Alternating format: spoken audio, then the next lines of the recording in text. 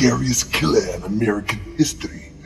Ted Bundy, hungry-ass Dahmer, or Richard Ramirez? How about none? The real trophy belongs to a terror roaming urban Oklahoma, and his name is Lil Ice.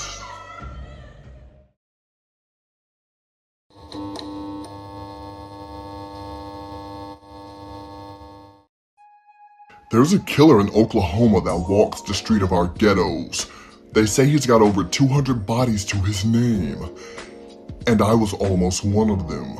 His name is Lil Ice, and he's from my hood.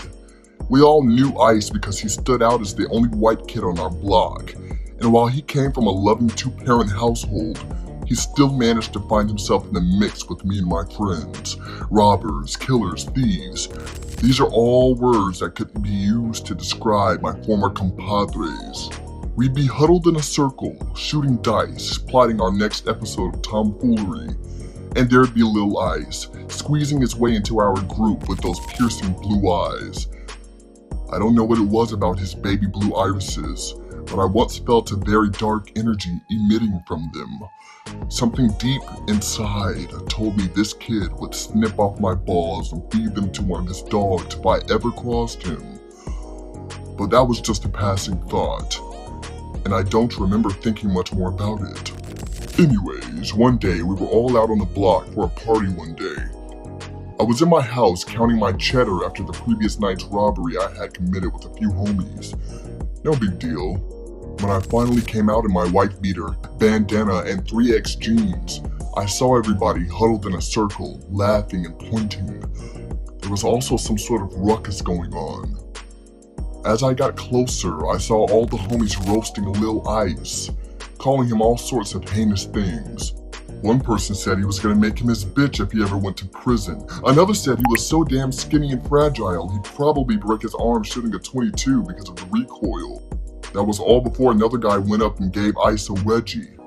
I will admit I joined in and chuckled a bit as I witnessed them turn his tighty whities into a G-string before tossing him into a nearby trash can on the curb like he was some sort of lavender-scented hefty trash bag. Afterwards, everyone went about their ghetto-fied night, and yet I never saw Ice get out of that trash can. The next night, everything changed. I came back from doing a drive-by in the Cuckoo Bloods a few blocks over, and immediately saw police and ambulances everywhere. That's when I pulled over and asked my homie Lil Puff what the hell happened. Hey yo, what the fuck happened, Lil Puff? I don't know, man. They saying Big Dookie got his head blown off. Nah, be for real, bro. I'm for real, bro, like that ass. They know who did it? Nah, nobody don't know who did that shit. The only thing they saw was a little dude in the shiesty went up and blasted his ass. Damn, I bet. After that conversation, my mind immediately put two and two together. Small, wearing a shiesty? I couldn't really tell you why, but Lil Ice's piercing blue eyes immediately came to mind. I knew it was him, somewhere deep down. Big Dookie was the only one who tossed him in the trash can, so I knew it only made sense. The next day came and I once again came back to the block around 2 a.m. and once again, there were police and ambulances everywhere. This time I got out and ran toward the ruckus, pushing past law enforcement. That's when I saw Tito Too Crazy laying on the ground. I cradled Tito in my arms as he choked on his own blood. Tito! What the fuck happened, bro? It was Talk to me, Tito! It was Lil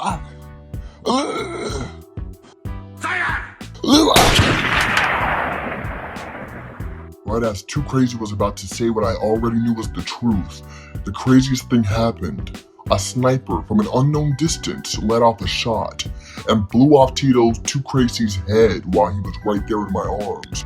As everyone went haywire and police ducked behind their vehicles, I knew there had to be only one culprit. I stoically walked into my house and began to arm myself before crawling out the back window so the police didn't catch on to what I was about to go do.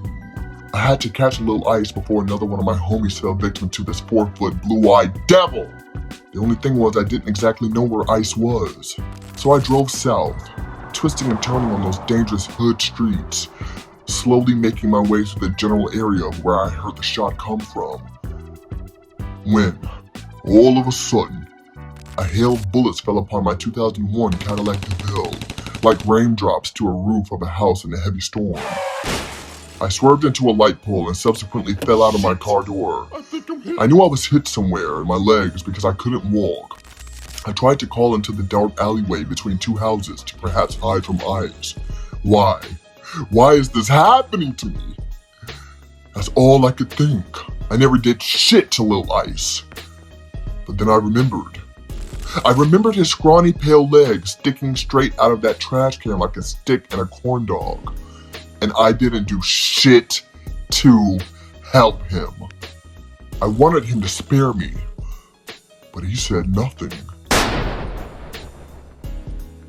I guess in the end, it all catches up with you. My grandpa asked me one time if I cared whether I lived or died. Yeah, I do. And now it's too late.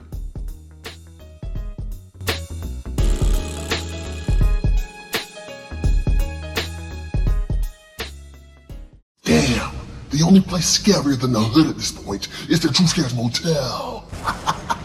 Shout out to all my day ones from the cemetery. I'ma touch down again for sure. My name is Phil McCracken, and there's a woman I met on Facebook. Some real thick shit. And no, I had never actually seen her in person, but I've been putting my heart and soul on the line for her, expressing my intense hormonal urges despite fear of judgment. And she's been reciprocating, eventually telling me to come over to her place and drink some of her, Kool-Aid. And I happily obliged. I crept inside my dad's room and took his car keys, trying my best not to let them jingle too much. Man, if he woke up and saw me taking his keys, my life would have been over right then and there. But after what happened next, I think I'd rather have my daddy take my life than otherwise. Anywho, I drove the 2 hours I needed to get to her place. It's interesting because we'd also never FaceTimed or anything before, so I was really taking a risk here. Every time I'd ask to call her, she'd make up some weird excuse. But when I arrived at about 3 a.m. in my boxers, tank top, and a big appetite, I was more than ready to take whatever she threw at me. Even if she was a few pounds heavier than I thought, that would not have been enough to stop this train from going inside her tunnel. I texted her when I was outside. The anticipation was killing me, man. I've got to admit. I'm not like the other idiots on this channel though. I actually have common sense and knew that there was a chance I'd be catfished. However, when she opened her front door, she was everything I'd imagined. And more. I went up and gave her a long hug. You know, one of those where you rock side to side. It lasted about 10 minutes, I swear. And she smelled so good. As she led me back into her house, I briefly got a glimpse of her juicy peach. But my attention was quickly diverted once I saw a 2-foot rope scurry up under her refrigerator. It's okay though, as I knew I wouldn't last long here anyways, in a manner of speaking. Anyway, she puts on some music and tells me to sit down all seductively. She also blindfolded me and tied my hands behind the chair. I'm into that kinky shit, so I happily obliged. She said she had to take a shit and that she'd be right back, so she let the music ride for a few minutes. But I eventually heard faint whispering under the music, a conversation of sorts, before suddenly the bathroom door burst open. At first I thought it was my queen so eager to see me, but I quickly realized it wasn't. Where's your money and where's your jewelry? What the hell? That was definitely not my shorty. My heart sunk. I knew immediately something was awry. I was being backdoored, bamboozled, set up to be robbed by my queen. I was pistol whipped and told to give up all the cash I had on me. I was terrified, but immediately understanding I'd have to tell True Scares about this encounter. I felt there was a certain degree of aura I had to maintain in order to impress the audience back at home, the people that are listening to this story right now, hopefully. Here's the deal. I'm gonna take all your shit. And if I say no? Then you're fucking dead, you hear me? Dead! Yeah, whatever, man. Do what you gotta do. Now pissed at my nonchalant attitude, he shot me in my foot to let me know he meant business. I screamed on the inside. It was so painful. My eyes began to water behind my blindfold. But on the outside, shit, I just laughed. And he was not happy about it. This went on for hours, and every time he'd go to new depths in attempts to get me to lose my aura, my sanity, while I nonchalantly sat back and laughed at this sick game of his. To the point that he actually forgot why he was doing this in the first place. No longer was I being robbed. I was being tortured. The climax eventually did come.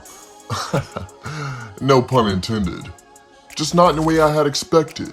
He told me to get up and ushered me downstairs and out the back door towards what I presumed was the backyard. And as we walked, I heard a large generator-ish sounding machine getting louder.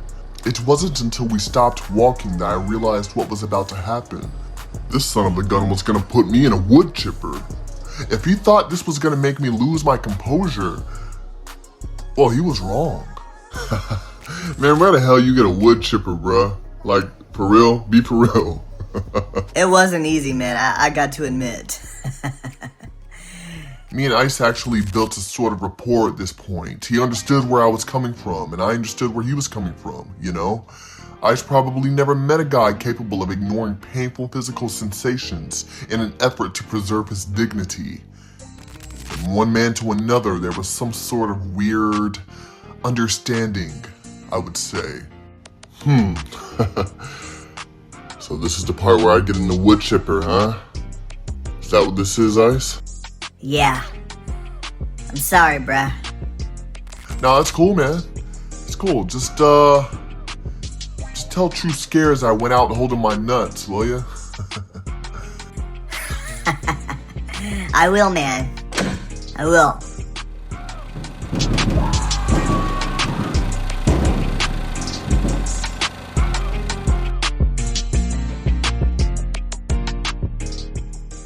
You see that? You see the dedication our victims have to us? Maybe now you know what it means to be a real story, real victims in the True Scares Motel. Rest in pieces. Who had the better real story though? Let's judge and find out if this guy will live or die.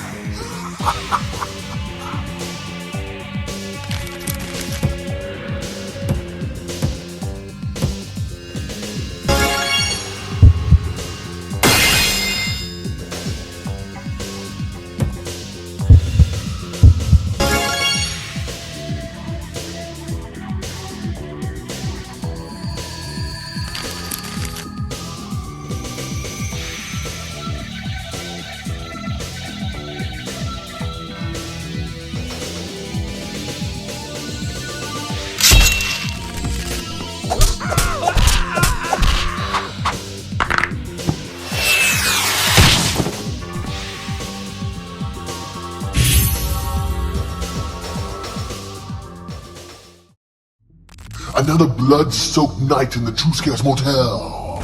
Do you have what it takes to survive another? Stay tuned to find out.